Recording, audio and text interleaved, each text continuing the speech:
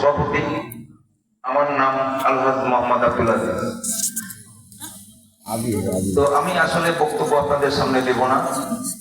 আমাদের দেশে এটা রেওয়াজ, এই অনুষ্ঠানে প্রধান বক্তা থাকতে হবে, প্রধান মেহমান থাকতে হবে, প্রধান অতিথি থাকতে হবে, বিশেষ অতিথি থাকতে হবে। আপনারা সম্মান করে আমাদের দাওয়াত দেন। আমরা যদি এখানে না আসি তাহলে আপনাদের সম্মানের প্রতি অসম্মান দেখানো হয়ে যায়। কি কথা ঠিক না বেঠিক? আমি এখানে আসছি একটু কষ্ট করেই কিন্তু আসছি, অনেক দূর, অনেক আমার গুরদাসপুর ধারাবাড়িসা থেকে কিন্তু এখানকার দূরত্ব অনেক। যেখানে আমি এখনই একটা জালসা করে আসলাম, সেটা হচ্ছে দীঘর একটা জালসা। আজকে আমার 7টা জালসা। এখন সন্ধ্যার দিকে যদি বের হই তাহলে তো সে সময় লোক খুঁজে পাওয়া যায় না, জালসা একেবারেই ফাঁকা। ঈশান নামাজের পরে লোক কিছু আসতে শুরু করে। এখন ঈশান নামাজের পরে যদি আমি জালসা শুরু করি, কোথায় রোহাই আর কোথায় রাজাপুর, অনেক দূর। তো একটা জায়গায় গেলে মেহমানদারি করতে চাই, দুটি কথা বলতে গেলে একটু সময় লেগে যায়। আমার আজকে প্রধান বক্তা মহোদয় একটু অখুশি হয়েছেন, ওনার কাছে একটু ক্ষমা চেয়ে নিচ্ছি। আমরা দীর্ঘদিন থেকে 25 বছর রাজনীতির, আমার 40 বছরের রাজনীতির বয়স, 25 বছর চেয়ারম্যান হিসেবে দায়িত্ব পালন করেছি। এরকম জালসা এনারা যেরকম অগণিত জালসা করেছেন, আমরাও কিন্তু এরকম অগণিত জালসার প্রধান অতিথি, বিশেষ অতিথি হিসেবে আমন্ত্রণ পেয়ে আসছি। এখন যেহেতু আপনারা দাওয়াত দিয়েছেন, না আসলে তো অসম্মান করা হয়ে যায়। এখানে আসলে একেবারে কি মুখ বন্ধ করে চলে যাওয়া যায়? আমার এর পরেও তো জালসা আছে। এখন প্রধান বক্তা মহোদয় যখন জালসা শেষ করবেন, তখন আমি যদি তার পরে যদি কথা বলি তাহলে ওই জালসাগুলো আমার করা হবে না। আমি আর কথা বাড়ালাম না। আপনারা সবাই ভালো থাকবেন, আমার জন্য দোয়া করবেন। এরপরে চেষ্টা করব যে বক্তা মহোদয় আমার সাথে দেখা হয়, আমি যদি জানতে পারি যে ইনি এখানকার ওই জালসার প্রধান বক্তা, তো যে সময় উঠবেন তার আগে আসার জন্য আমি একটু চেষ্টা করবো। আলহামদুলিল্লাহ, তাহলে ওনার বক্তব্য দেওয়ার সুবিধা হবে। আমরাও 2-1 মিনিট কথা বলবো, আমাদের সুযোগ পাবো। সবাই ভালো থাকবেন, সুখে থাকবেন, শান্তিতে থাকবেন। আপনাদের জীবন বসন্ত বনফলের ন্যায় বিকশিত হোক, বর্ষার জলশ্বাসের ন্যায় পরিপূর্ণ হোক, সীমান্তে সোনালী শস্যের ন্যায় ভরপুর হোক। আগামী ত্রয়োদশ জাতীয় সংসদ নির্বাচন অনুষ্ঠিত হবে।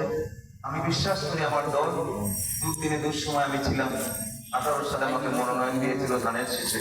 আগামী ত্রয়োদশ জাতীয় সংসদ নির্বাচন আপনারা যদি আমার পাশে থাকেন, তাহলে মনোনয়ন পাওয়ার সম্ভাবনাটা বেশি ইনশাআল্লাহ। আর যদি পাই, আপনারা আমাকে সহযোগিতা করেন। এখানে দাঁড়িয়ে কথা বলছি, বসে কথা বলছি। আগামী দিনে আপনাদের ম্যান্ডেট নিয়ে যেন বাংলাদেশের মধ্যে পবিত্র সংসদ ভবনে দাঁড়িয়ে রোহাই থেকে রাজাপুর 2টি উপজেলা, নাটোর 4 আসনের সকল স্তরের মানুষের জন্য কথা বলতে পারি, স্কুল, কলেজ, ব্রিজ, কালভার্ট, মসজিদ, মন্দিরের জন্য উন্নয়ন করতে পারি, আশাবাদ ব্যক্ত করি আমি আমার কথা শেষ করছি।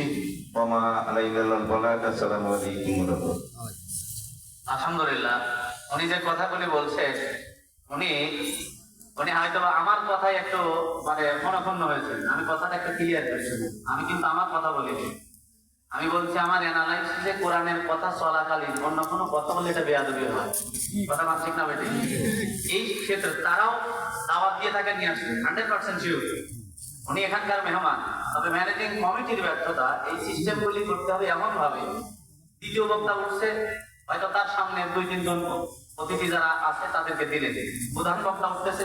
এখন ভাইজান যখন কথা বলতেছে 10 মিনিট, এখন তাকে 5 মিনিট পরে মাইক কারি নিয়ে যদি বলা যায় আর একজনকে দিয়ে তারপরে আবার আপনাকে 5 মিনিট দেবো, তাহলে ছন্দপতন হবে না? বলেন, ছন্দপতন হবে না? এখন এই জিনিসটার জন্য কেন আমি একটা জিনিস বোঝাতে চাচ্ছিলাম, 100 মিটার গতিতে গাড়িতে যেটা চলতেছে, এটাতে হঠাৎ করে ব্রেক মারে না, ড্রাইভারও মারবে, পেছনটারও মারবে। এই জন্য এটা হলো ম্যানেজিং কমিটি যারা আছে, এইগুলি দৃষ্টি আকর্ষণ করবেন ইনশাআল্লাহ। আপনারাও একটা কাজ করবেন, পরে জালসা হলে পরে মেহমানদের বলে দিবেন যে এতটার মধ্যে আসতে পারলে আসবেন, না পারলে আসবেন। বুঝতে পারছেন? তাহলে পরে আমরা সেই সময়টা দেখবো। আমি বললাম না, আজকে 7টা জালসা আছে, কোথায় রোহাই আর কোথায় রাজাপুর। আমি রোহাই গেলে রাজাপুর আসতে কত সময় লাগে দেখেন। তাহলে কি টাইম মেনটেন করে আসতে পারবো? আপনি তো বক্তা এক জায়গায় বক্তব্য দিচ্ছেন, আমি তো 7টা জায়গায় দৌড়াদৌড়ি করতে হচ্ছে, যে আমার টাইম মেনটেন করা তো একটু কষ্ট করতে হয়।